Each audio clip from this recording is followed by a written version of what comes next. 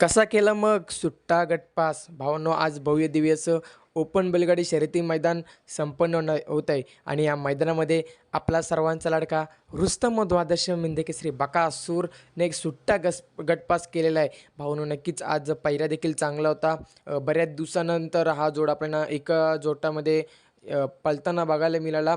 तर नक्कीच भावांनो, बकासूर आणि दादा सरकार यांचा सर्जा. भावांनो, बकासूर सर्जा तुफान स्पीड लागले या जोडीला आणि बऱ्याच दिवसानंतर पळून गटपास केलेला आहे.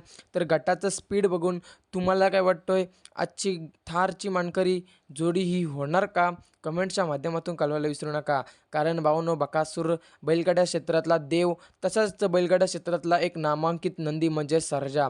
भावांनो, आज गटाला तुफान लढत बघायला मिळाली.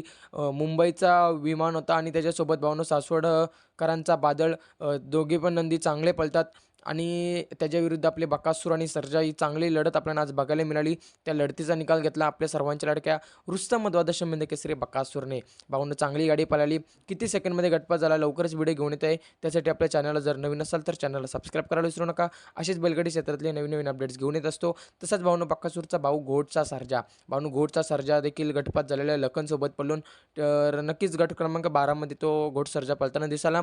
सर्वांना शुभेच्छा. धन्यवाद भावांनो.